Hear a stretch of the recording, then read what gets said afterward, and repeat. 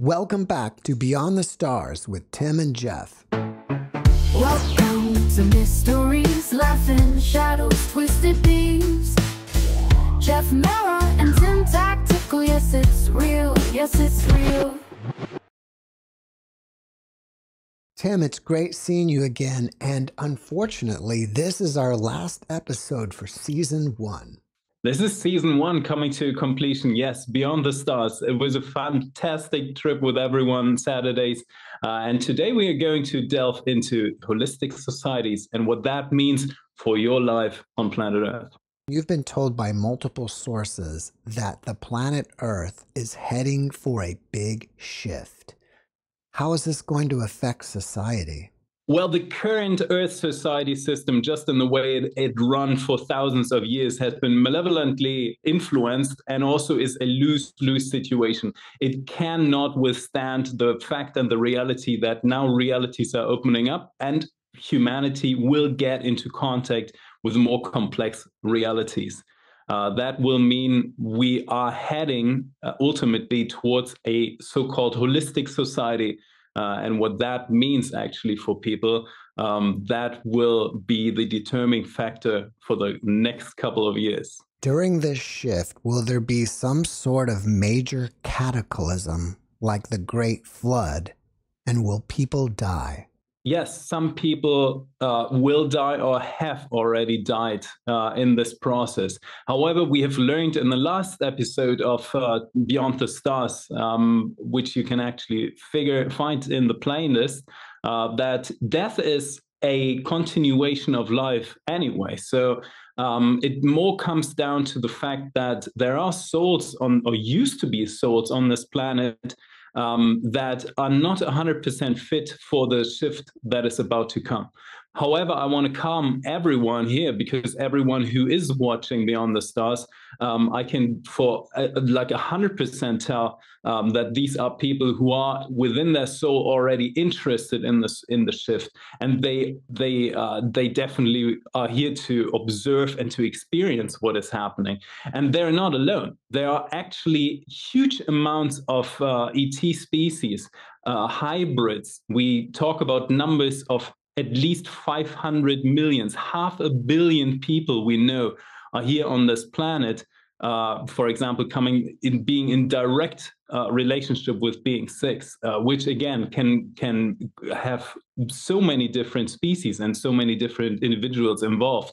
But there are actual ETs that are observing this end of the cycle on planet Earth. Why? Because it's a great celebration party. It is almost as coming to a very, very dear and loved family that is about to have a baby. So greeting a new, a new type of life, a new birth process. Some ETs call what we are experiencing here the in-between phase before we are actually born. So let that sink in. It's a very different perspective of life. It means we are actually in the simulation that brings us to the point where we are actually born into life. And the individual path will also be very, very important here, because we do know, again, there have been incidents and there used to be a higher mortality rate on the planet and so on and so on. And that was expectable, because we do know that there was a certain number of souls on the planet who were not yet ready or willing to experience the shift. So what they chose on a soul level, without doing it consciously, was choosing an exit out of the world, out of this planet Earth, or the Earth experience per se. They are going to be transported via the soul container to a new level of existence, where they complete or repeat the cycle that is actually coming to completion here on planet Earth. That would be level 3 consciousness. We do know that individuals can right now go to level 4 consciousness, which includes a lot of very exotic phenomena in the universe, including telepathy, including manifesting. And one of the most important things in the time of the shift, and we've heard that over and over and over by ET sources, and any other type of intelligence out there, is that we have to internalize and learn how to modulate energies. because the routing of our reality is what in advanced programs we call intelligent energy. Energy is potential, but it's also alive, and it's also intelligent in its design per se. It's a self-improving design. However, it can be modulated. So going into this shift and going into level 4 consciousness requires that beings become aware of how to modulate energies, of how to take action and become the designer of their own lives. Now, that would be level 4 consciousness. That means that suddenly your world changes. You might get into contact with other, realities, other ET beings could occur in your life. Level 5 consciousness would be a moment of giving up, or like moving, modifying your own body into more of an energetic form. Level 6 consciousness would be what we've already considered being the realm of nichts, the realm of nothingness, the void. Level 7 consciousness would be a reunion with your soul purpose, which would mean that you experience the world with the focus that everything is the same designer that made you, but it's also in reflection of you. So it means that you're covered in your own home, covered in your own design. Beautiful experience, actually. So these are different individual steps that souls can make. And when you're asking if there is going to be a main catalytic moment, well, we are almost everywhere when we hit a shifting moment. We need what in advanced programs we call a convincer. A convincer is a moment where you just can't do anything else but be 100% convinced that it's happening right now. So for all the people that look into the news and see all these whistleblowers and to see all these declassified documents about ETs, all this talk about ETs, all these new information, all these insiders coming forward, bringing information, and so on and so on. If that is not yet the full convincer for you, and you're still like, well, it could still be, maybe something or so, there will be a moment on a collective level where it's inevitable and where it's 100% for certain for everyone to observe that we are headed towards a new reality. And that will have quite interesting patterns that come along with that. Tim, can you give us an example of this convincer that you spoke of? The most basic form of a convincer would be remember the moment when you were looking at a billboard and you were not able to actually internalize or read what is written on that billboard. There comes a moment when you realize that you are fluent in reading, right? There will never, ever be a moment again where you can look at a billboard and not know what these Western characters actually mean. These, Latin characters and so on. So this is a typical convincer, or the moment when you tie your shoelaces and from now on you will always be ready to put on your shoes on your own. That is the convincer moment. Now let's take that to the ET reality. It means on your personal level, which we've seen so many times. I receive hundreds of emails per day where people are telling me stories about what they experienced, going into the forest, having these very exotic and weird contact moments. All that stuff is happening millions of times per day, everywhere. Not everyone is remembering these things, but that would be like a personalized, a personal convincer moment where you just, the first time when you meet an ET and it has such an immense effect, stretching your reality to a point where it can't go back in its original form anymore. You can't deny that anymore. So that would be a thing. Now the reality effects can even be more drastic and more in your face, actually.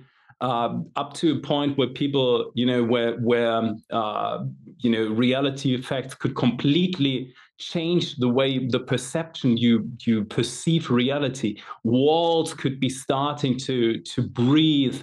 You could find yourself, moving out of your own body in perception and becoming aware that you're around your body, or even moments of complete consciousness unification where you are aware that you are the left wing of a butterfly on a meadow, and at the very same time realizing how it feels to be at the very same time with your consciousness in each and every piece of grass on that meadow, or even be the stones on that meadow at the very same time. So these consciousness effects can happen. And when people come back to their realities, or even expand their realities, that is the moment when they realize, oh my goodness, my life took a turn and will never ever go back to its original form. And now comes into play, and that is why I say it is crucial. It is so important to learn these techniques and learn what it means to modulate energies, because in that very moment you realize we ourselves are the ones that brought us to this point of perception. And we also have the complete abilities, just as much as we've talked about in Beyond the Stars, that there are beings who provide worlds, for other beings. We can provide these worlds for ourselves. We can decide, and we can learn to design how our path is going to unfold. I was hoping your convincer would be like over every major city on the planet would be a giant spaceship. Yeah, we try to prevent that. Or like, let's say, a lot of advanced groups try to prevent that from happening, at least uncontrolled. Because what we do know, and that is very different. A lot of people talk about these plans in the 1970s, around that time. There were plans after people realized, okay, there is truth to the ET reality. First stage in the history of ET reality, at least true for North America, incident, Roswell incident, crash, very, very real thing that happened. But people got confused. All these agencies, all these militaries just coming from World War II, very, very confused, trying to cover up everything in that way because they just wanted to make time, to gain time, and to figure out what is happening with that situation. Now, 20 years later, then came a phase where all these different agencies were even, realizing, oh, it's happening. They had their convincer moments because they've seen these beings, they've seen these crash sites, they have in their hands, and we have a lot of eyewitness and documents and all of that, it's there. They have these technologies in their hands. They have the fiber wires that make internet. So internet would have not been possible without the ET technology. There is microchips. There is different alloys. There's different ways to design things, and so on and so on. All this stuff comes from these crashes. So now they realize, oh my goodness, we got something really precious here. We really need to keep that going. And now you have the situation that they try to divide themselves and get away from each other and try to, be as greedy as possible about the technology and about this new reality. Then came a time when they thought, well, maybe we can utilize this fact and spread fear and utilize that as like a strategy to gain more power over, in certain fields. But that is completely overdue. I mean, like they completely changed these plans in the most recent years. A lot of people, still, especially retired people from that time, are still warning about that and saying like, hey, project, I think it's Blue Beam or something like that. These really old programs, like quotes from Werner von Braun, who was, brought to America and so on, said like, oh, fake alien invasion.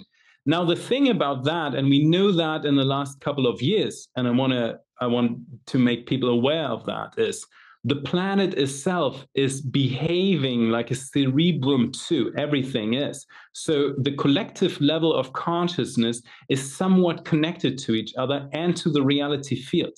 If too many people would be stretched in their reality perception too much, there will be turmoils. There would be turmoils, and there would be chaos and confusion up to a point that something could kick in. What an advanced project has been researched upon, and that would be the collective psychosis state, where people would be so detached from their reality, while at the same time not fully harmonizing and internalizing that they are producing the reality. They would be actually affected by everyone else on the planet. It would be like an inverted nuclear detonation on a mental level, on a mental gravitational level, which would be an implosion. The reality field, if we would have a collective psychosis, people and their abilities to create the stable field of reality would implode. And that is something that would affect everyone on the planet. That includes any type of billionaire who, has invested 200 millions to build a bunker on Hawaii or somewhere else in the world. That would affect everyone, and everyone. I mean, everyone who's connected and linked to the collective field of Earth. So, as you can see, people that are in charge, or at least perceive themselves of being in charge for the way that disclosure works, they want to prevent that, at all costs. Tim, Elon Musk has talked about wanting to colonize Mars, which would make us an interplanetary species. But do you ever foresee us being an intergalactic species? Interesting question. Two questions actually in a certain way. Or at least I want to comment a little bit on the Elon Musk situation, because first of all, what a lot of these documents telling me, and we also have some whistleblowers, for example, the head of the Israeli space program, and different other, military people and so on and so on. They talk about the situation that humans already are on planet Mars. There are already test grounds on planet Mars. Some of these advanced weaponry that just can't be tested on planet Earth anymore are being tested on planet Mars. It's a very wild field in a certain way, in the way that it's being portrayed. So that is already happening. And considering that planet Mars is a very dangerous place for, unprepared people, you might question why there are these, like mushrooms, all these space programs, and these companies are investing heavily into, flying people out of Earth. And now combine that and connect that dot with the upcoming Earth shift, and think about, having business models where people that have multi-billions could be flown out of planet Earth. That is, my statement to that. But the second question that you had is, are we heading towards an intergalactic species? And that is definitely something that's going to happen. I want to explain the physics behind that. The physics behind that is that we do have a toroidal field of reality around us that reaches into everything and beyond, that has to do with, and that is linked to our own reality and our own awareness of reality and beyond too. Now, what is going to happen is that there are different reality fields that are compatible with each other. So they start to overlap naturally, because same conditions end up in the same situations, the same locations in the universe by natural distribution. It's just a natural flow that things, reorganize and rearrange themselves to new types of orders. And that is overlapping realities. Now, for the past few thousand years, while the planet was like concealed through the moon, which we again talked about in on Beyond the Stars. So click on the playlist and go back to that and watch it if you want to. But the planet was concealed. It was sealed off from the outside world. Now we're heading to a moment where these overlapping realities physically are more and more in the same location, the same space location where humans are, living and residing in too. That will have profound impact, because when reality fields overlap, it will inevitably come to exchange. It will come to interactions, 100%. And many people already feel these interactions, whether they have, contact scenarios where they are being taken out of the bedroom, connected with families, friends, very exotic friends, even babies that they only have, on certain planets, and they get reconnected with them on spacecrafts. These things are happening already. Now, the more these reality bubbles, the electromagnetical, electrogravitational, mental gravitational bubbles that are overlapping each other, when that is happening, that means it comes to situations. You and your energy field will determine what is suitable for your own reality. And you will make these ET contacts more and more and more over time. So we have to figure out how to harmonize that, how to internalize, how to take that in. That is something that humanity has to do. And one thing that also will come, and I know that there will be a lot of people that listen to this right now and think, oh my goodness, I'm so in, I want that so much. There are plans for exchange programs too. There are already on military base, on military level, and on some corporate, like advanced corporal levels, because there are more covert but very advanced so-called advanced companies on the planet who actually know more than they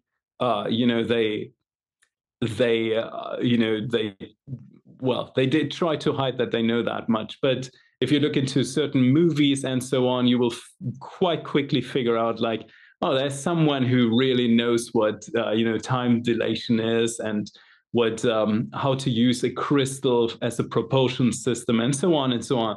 These are not ideas that just come from like the mind, the inspiration, or the creativity of certain producers. These are backed up facts that they use, so they have knowledge about that. Now, so these exchange programs exist on a very, very narrow level, and it will come to a point where it's necessary for the species and for the survival of humanity to send out other people into other cultures and take back whatever learnings they have, make contacts, and be in a diplomatic exchange, be in just an observing type of relationship with other planets too. And there are concrete plans for that.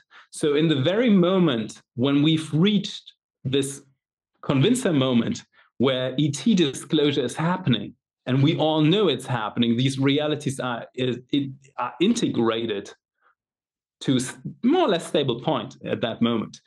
It will only take a few more years, and then these exchange programs will be rolled out, or planned to be rolled out, and then people will go into different other, planetary societies, planetary environments, especially those that are very, very closely connected and similar to what Earth experience is like. That has shown is one of the best ways for a civilization to actually up-level and upgrade their own being, because they take in best practices, what we call best practices from other species, and now can learn how to overcome some of the issues because someone else in the universe has already done that job. The Greys have mentioned to you that there are 3 pathways that people can choose from now. What does that mean? That is a very profound thing. And I want to tell the story how that went. So I was visited in the in January this year. By the grace in my bedroom, which is a very rare situation nowadays. It doesn't happen that often anymore because apparently we had in the field, in the program, we had discussions with them talking about certain things, including visitations in the bedroom and physical connections and so on and so on. And they agreed to not do these things anymore. And also the planet, being in the shifting phase, we went through type of quarantine too. We are now in a phase which is called the washing, which means there are certain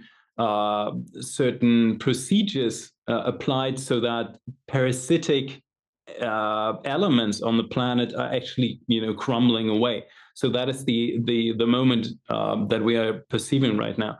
But it came to a very surprising and kind of, yeah, well, let's say surprising and not shocking, but a very unexpected contact moment earlier this year, where after so many years, I was woken up by the presence of something in my bedroom, and it was like two grays that were standing there, and the whole thing just took a few minutes because I was I remember that I was like almost shouting and saying, you shouldn't be here, something like that, in the middle of like waking up and seeing that.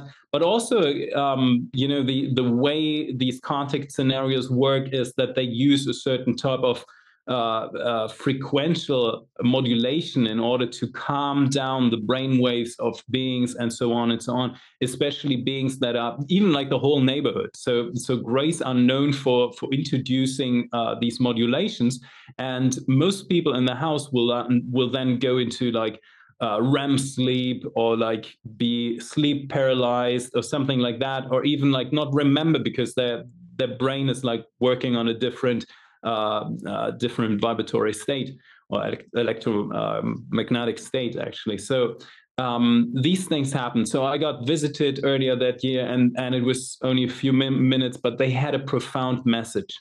And the profound message that they had was that the shifting of the planet is more and more imminent, more and more urgent. And they asked me in that few moments that I had to, increase your output. Was one of the messages.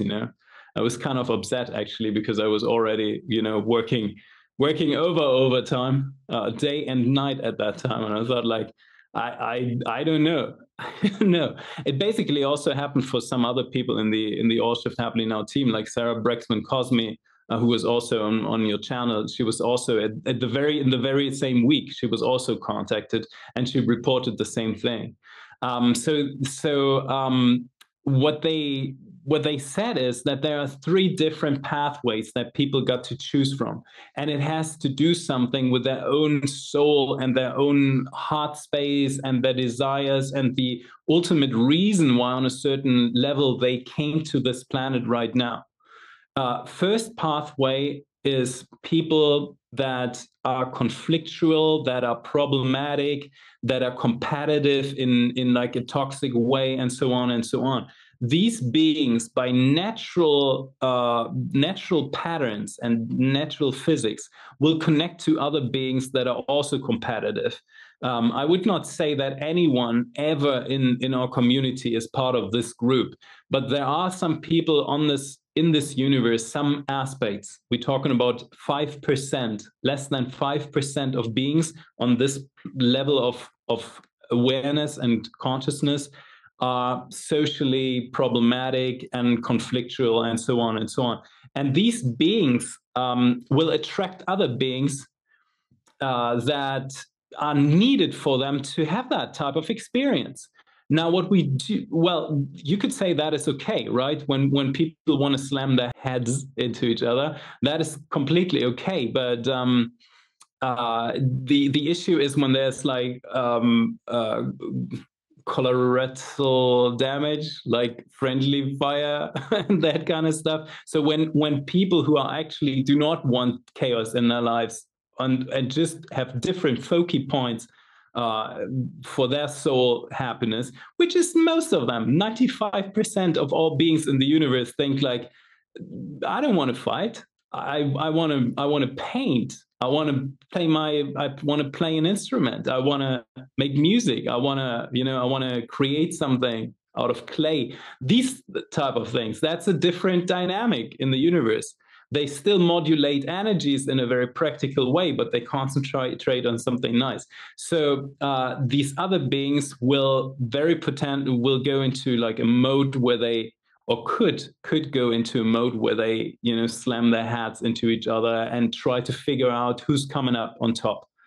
And again, no one in our group has to do with that reality. But the other two realities pathways are very interesting because they will lead you either to level 4 consciousness, where you will be still on planet Earth and you will be here, and because your soul mission is to serve in whatever way that is, that might be a very practical type of serving where you take care of your loved ones, where you and your experiences help another being to make it through the shift.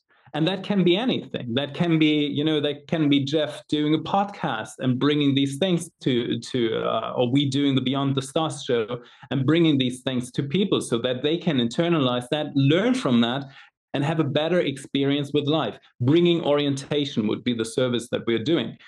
So the second pathway that people would experience would be a serving pathway, and that would include your heart's desire to be there for someone.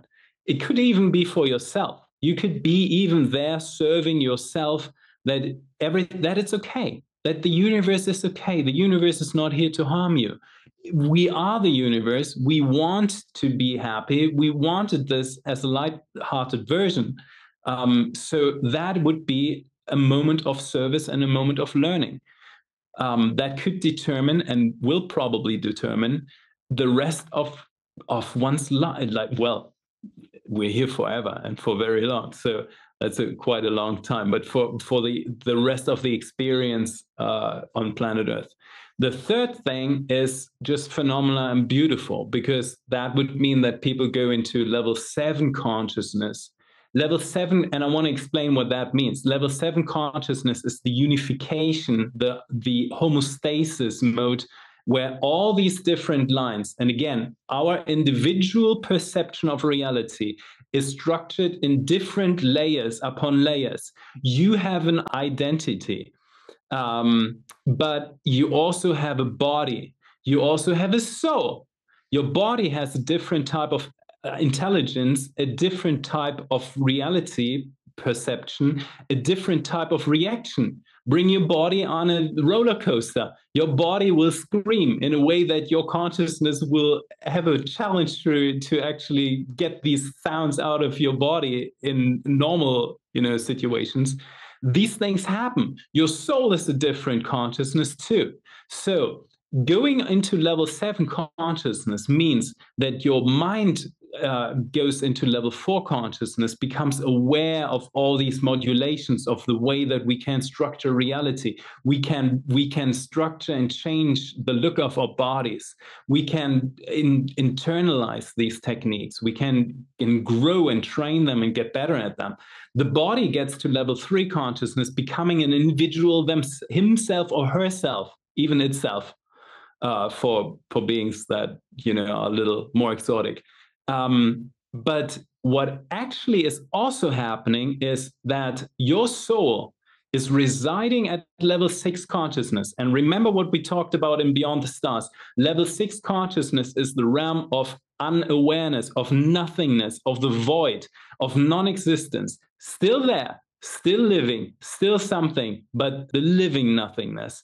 So when you draw your soul out of the realm of like, yeah, it is kind of there. We do have a soul, but what's the practical usage of having a soul? When you bring it from that point and lift it up to level 7 consciousness and realize that whenever you look into the sky, you think, oh my goodness, this is a representation of my own soul creator, the soul container that has created and in like an exchange with my other layers, created this reality field around me.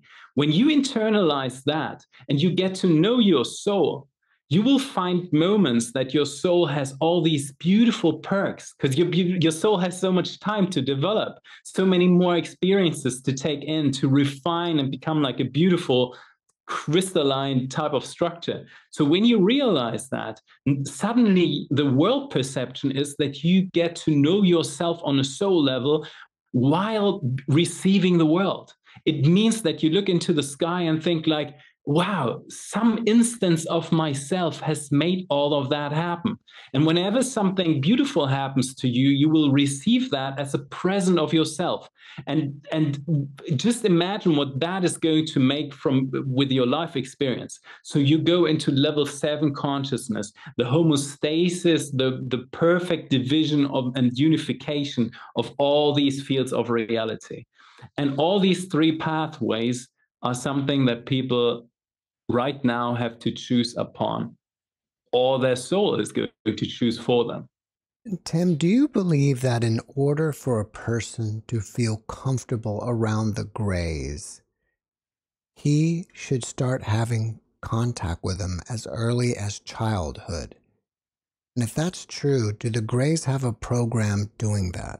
What I figured out is that the issues on like the feelings that people have when meeting the grays and some other ETs too, that kind of prevails. I've never come to the point, even when I was visited this year in my own bedroom, I was still kind of furious, to be honest. There was still a moment of shock. I mean, it's of course paired with the situation that is very unusual.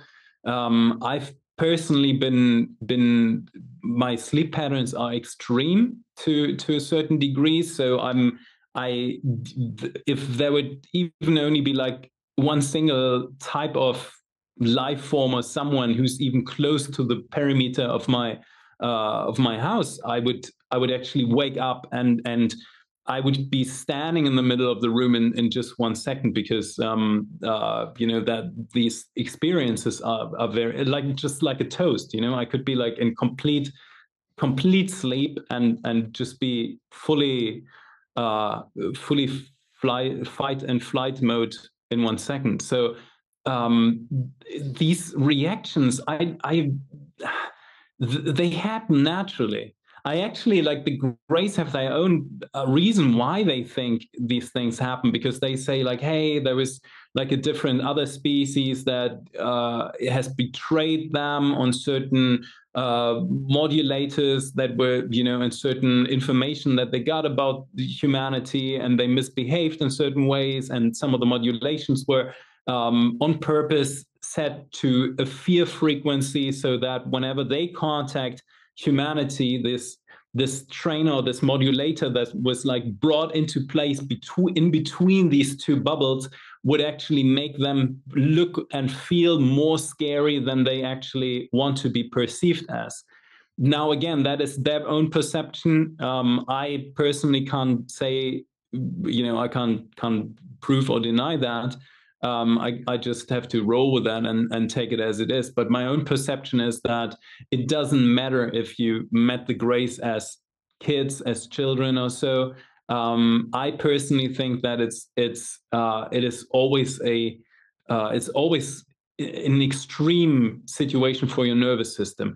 You can train your nervous system. Probably it does help to have contacts in childhood. That is very likely the reason, and you're asking that, why the Greys actually have a preschool they do have what we always call joke about as the gray school for educated youngsters or gifted youngsters. That would be like the gray school, and lots of people have been there. Lots of people in the age between 3 years at max 7 to 9 years. That is like the age span. Most people don't even recall these things, but I've recently talked to some experiences who had these retro classic experiences with the Greys, where they remember bringing their own like the guy is a father. He is he was on the ship. He was bringing his own child to the ship. These kids were all sitting in a circle, and they were training how to utilize with a little object, how to use telekinesis, and they were all creating this type of energy flow as in a circle together to move that object. So these things happen. I've talked to people from the Pentagon who remember that they, completely unrelated to their current job or anything in the past, but they did remember that they had these experiences with the Gray School too. So they were brought up on this ship. This Pentagon intelligence officer told me that she clearly remembers that these other kids were touching her hair, because none of these other beings have seen hair in that type of way. So everyone was like petting her and like touching her fur. So these things happen, yeah, and people, a lot of children, which is very interesting. Australia has like a program where they look into some of these cases too. A lot of these kids remember. For a lot of these kids remember, for example, the alphabet of the Greys. They understand the Grey language because they learn these things when they, in the night, are being transported up to these schools. So did you just wake up and there were gray aliens standing next to your bed? And if so, how do they get there? I mean, are they able to beam into your room like Star Trek? The technology behind that is electromagnetic, electrogravitational bubbles. That is what they call it.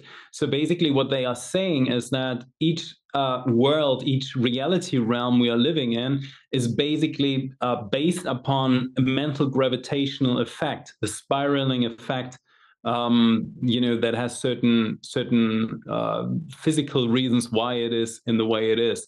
And what they do is they create the conditions to overlap these two worlds. They overlap these two worlds, and in that very moment, they do not fully transition into our world. So they do not 100%. In Star Trek, you would have people go into like these type of transporters and then completely be in a different world, like fully. In the reality, what the Greys are doing, they overlap these worlds. The actual effect are the same, because ultimately they are in your world, but they do not need to use the front door or anything, because they are overlapping these gravitational fields, these electro gravitational fields, that both worlds, they have certain points where they kind of overlap and so on. So yeah, I was in my bedroom. I very much sensed the presence of another being, and again, from my own upbringing and so on, whenever I, like, even in the outer perimeter or something, I immediately sense what's going on, and immediately I'm fully awake. So I do recall that, and I do in that very moment, I saw these two beings standing there, and the whole thing just lasted maybe under 1 minute or something, which is, it's crazy, because I was like, I remember clearly that I was like shouting in my bedroom and saying like, "You shouldn't be here." I don't even know if I was saying that in German or in English, actually. I do only recall that was my, I woke up, I saw these beings, I was shocked, and I was like, "What are you doing? You shouldn't be here." And the whole conversation just took like under 1 minute. And the interesting thing about the communication with Grace is that they have different levels of communication too. They have a very immediate type of conversation where they just communicate with you in the way that you and I are communicating, like sender, receiver, sender, very immediate in the very same moment. However, there's also something where they almost cryptify a message packed into what they transmission to you.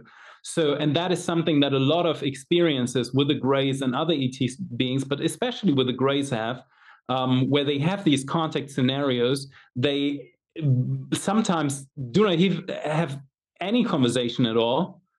They just come back, and then it takes a few, like for some it takes a few days, for some it takes a few months, weeks, some take a few years, and then they come to a moment where they think like, I think I know what they wanted. I think I know what it was about. So that would be like more of a different layer of the conversation that is very rare and unusual for the way that people communicate on Earth, and that enables them to have like conversations with people that only last for 30 seconds or 1 minute or something. However, they can transmute a lot of information that would take, I don't know, half an hour to explain these concepts. They can just bring these things with the communication in the very, very narrow time frame that they have. Tim, what are some of the biggest challenges that you see that needs to be overcome when going through this shift? Definitely the structure of human society. Again, the way it's been structured for thousands of years is a lose-lose situation. One of the smartest things that ETs have done, and I want you to internalize that, everyone watching too, because this plan goes back 80 years. In the way that ETs have made contact, especially with certain military groups, certain elite groups, so to speak, then with governance groups, then with certain on corporational level and so on. It was one of the smartest things that they could have done. Why? Because it created the phenomenon of breakaway societal parts. Breakaway societal parts was especially in the North American situation, where they have compartmentalized everything to very, very high degree.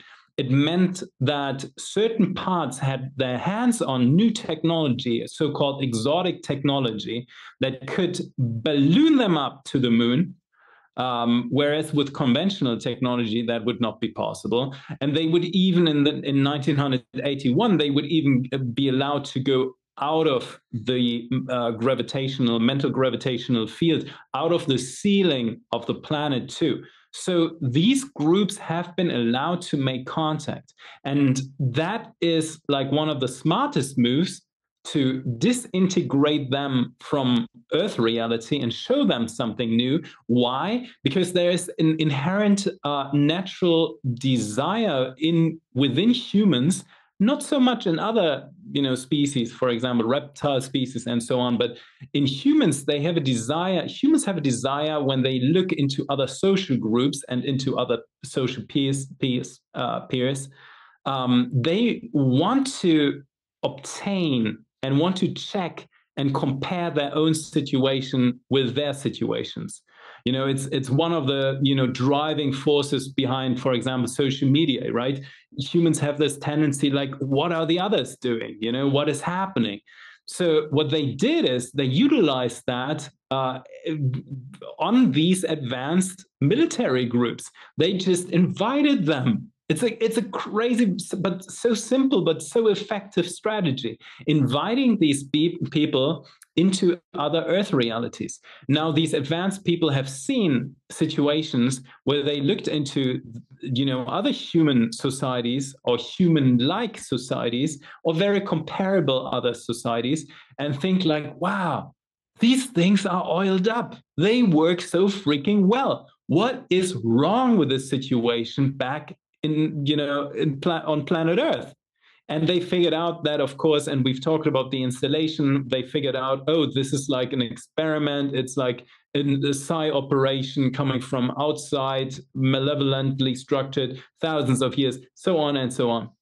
Now, the big situation is, and that will be an interesting stretch for humanity, that these people, these breakaway societal parts, will have to come. Well, they want to come back and integrate themselves back into the collective experience of planet Earth. We do see that. That is the reason why, as an intermediary, as a proxy, for example, the US has installed the Space Force. Many other countries have done so as well. The UK, France, Germany, Russia. Even though it's not 100% known, that is like but very famously, with a big announcement, what Trump was saying, we install the Space Force and so on. That is a way, a proxy, an intermediary, in order to bring these breakaway societal parts back into planet Earth. And they have learned a lot. They are smart beings, but they also still have unresolved issues that also are being, reflected in the whole situation that Earth society is going through. So ultimately, integrating these breakaway societal parts, that seems to be, a certain necessity that Earth has to deal with. That can be quite a situation. And I'm actually interested in, I would love to read some comments, how people actually envision that, because the more we deal, about how do we coexist with these patterns in order to create a holistic society, the better. My thinking is, and again, I'm coming from some of these groups, or have a background with them. My thinking is that they want to play the part as defensive forces for planet Earth, but they also require, and that is my personal opinion, they also require some very integrated people that bring the conditions for a society that can grow and can harmonize and be peaceful and defensive at the same time. That will be a stretch, and we have to get there. Tim, even though this is the end of our very first season of Beyond the Stars, people may want to reach out and connect with you or find out what you're doing next. How can they do that? Yeah, I gotta say, first of all, to everyone in the community, because we had over 1,000 people in the lives, and so many 250,000 people have already seen the first season of Beyond the Stars. So I'm so happy about the flood of positive emotions that people really reflected back for what we've done together. So I'm very happy about that. I do share a lot of information, and because I do see my role as giving orientation in this phase. So everyone who wants to connect with me, allshifthappily.now.com is my website. I'm on Instagram, sharing a lot of knowledge at Tim Tactics. And also, I'm teaching people how to develop these techniques, how to modulate energies, how to strive, and how to get into level 4 consciousness in the most comfy and best way. We also do have a conference coming up in October. I'll be going to do some protocols and connect with some other life forms and some other dimensions too. That's going to be the next level of disclosure too, which is going to be really grand, and I'm excited for that. Everyone who wants to join that is very welcomed. allshifthappily.now.com is the website. And also, I promised Jeff that everyone who's typing in JeffMara gets, I think, a $100 present at the checkout too. I think JeffMara was the code, but I'm going to look it up. Tim, it's time for community questions, and the first is from @VinCam4674. Tim, in another episode of Beyond the Stars, you hinted that the original humans had landed on Earth. Can you elaborate more on this comment? Yes, I can. So first of all, I want to always make sure to clarify where I get my information from. So this one comes from a document that I've seen, that I've seen and read while being in the program. So uh, I can't 100% because sometimes in these programs you're being given information and documents that turn out to be not 100% right. So when you go out and tell these things, you could also, communicate information that that might have been placed in that document. So I'm telling that because what I'm telling you now comes from that document. This document stated that the Earth was inhabited by different life forms, but humans actually made their way to planet Earth. Humans used to be, according to that document, used to be an originator species, a highly evolved. They themselves consider themselves to be a very, very highly and very pure species. They were very proud, according to that document, about that. And they were living on an aquatic planet. So a blue planet, just as much as planet Earth, however, with no land masses at all.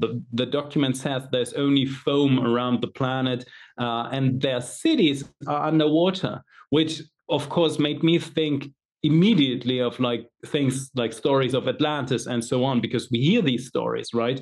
The human body is also very, very very unique in a certain way, in multiple ways. First of all, when you look around, you can see that it is very denaturalized and very unusual. It shows very unusual behaviors that are not 100% adjusted to the setup that planet Earth brings, right? We all wear a sweater when it's cold. However, a indigenous species of the planet would not wear a sweater. That is a very unique human thing that humans do. The skin, the way the body skin, the babies that can swim, the way that human eyes can see underwater while being opened, and so on and so on. So there's so many reasons why the human species is very very water affine, very water related, and very, very unique in its setup.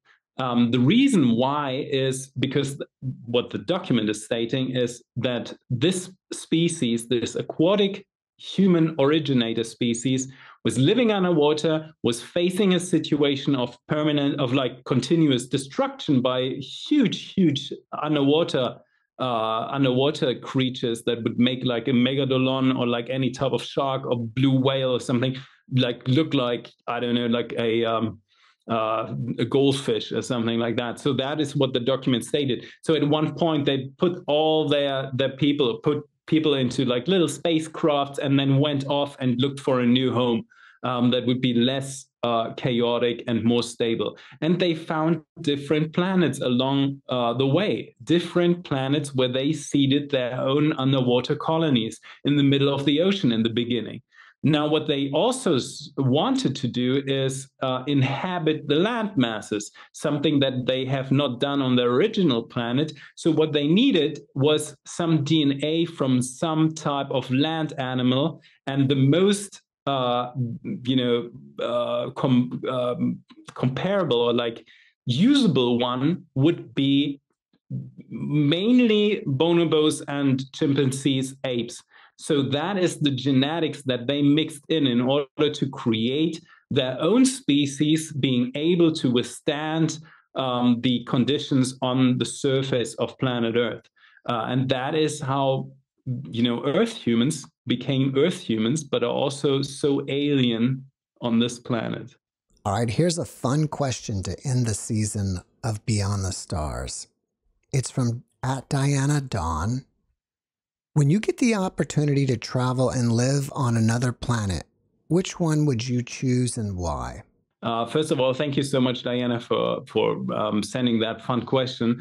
I saw that and I thought that's an interesting question, and that is something that I can encourage everyone to actually think about these things, because that will determine and get into whatever you are experiencing after this. So something that I found very interesting is the files that especially the U.S. American side have looked in, or the files that I've seen on with the American side is some of these Earth related planets. So there is this planet,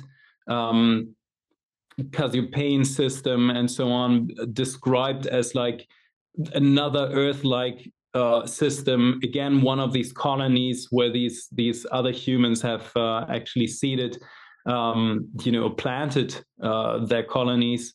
Some other Earth-like planets too. They basically are described like 1-to-1, like copies, full copies of planet Earth in a certain way, sometimes bigger, sometimes smaller, but more or less the same thing. You would not recognize being on a different planet, except for some differences like the amount of oxygen or the gravitational field being a little different in certain ways. But they also came to a place where they have already built a beautiful holistic society. Beautiful art, beautiful environment. The societal system of these planets has only one function and one function only, and that is completely focused on bringing a person and their personalized best abilities to a point where they can execute and use these abilities for the greater good of all. That makes so much sense. It makes so much sense. What doesn't make sense is that someone on planet Earth who would be able to bring joy and happiness and creative behavior through art or music or something like that into the world has usually not the best conditions to do so. There might be millions of souls on this planet that could have profound experiences as artists, musicians, and so on and so on. But they are in a situation where they might not be able to do that because the requirements on this planet are differently set up. So on a different planet, like these Earth planets, these people would be encouraged to do their art form and only their art form. And everything else that they do not want to do is taken away from them so that they have an easier pathway to be as excellent for their communities and their societies as they can be, because we all benefit from that. And I personally think that that is a beautiful, beautiful, beautiful pattern. So I would actually love to see that. I would love to see that happening for planet Earth as well. That'd be something that I'm interested in. I do have a very strong affection for ant species too. So I do feel that very much. I would like to see some of the ground people that live actually on this planet. This is an ant planet. Originally, it used to be an ant planet. We can be all very lucky and consider us lucky and happy that we're being allowed to colonize this planet too.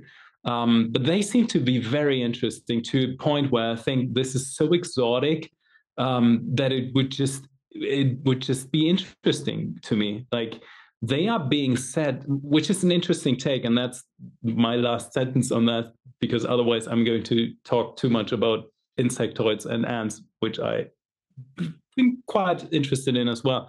For example, insects figure out how to solve issues with their own genetics, with their own bodies. The insectoid becomes the solution to an issue in the reality realm. When ants, for example, when we're talking about conventional ants, when they want to cross a river, they would build a bridge out of their own bodies. Very different to the tool affectionate behavior that humans show. They would build the bridge out of wood.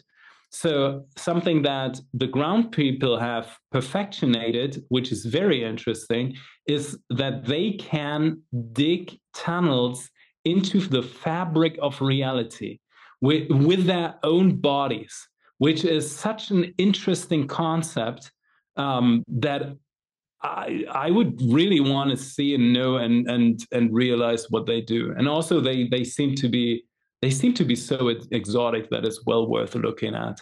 But I wouldn't, want to incarnate that. I just would like to be invited for a nice dinner, being served something nice. Tim, it's been a pleasure creating this first season of Beyond the Stars with you, and I'll look forward to creating season 2 with you and sharing it with all of you, both on and off the planet. I love that too. Jeff, you've been a really outstanding and so nice host. Everyone in the community, I had so much fun every Saturday with you all in the chat. Thousands and thousands, like 1,000 people live in the chat. Amazing. So thank you all for being here. And also, if you want to see another season of Beyond the Stars, go spam JeffMara in the comments and tell him to do so that we get together, because I have some really interesting ideas for the next season whenever we're ready to do that. Welcome to Mysteries, Laughing Shadows, Twisted Beams. JeffMara and Tim Tactical, yes it's real, yes it's real.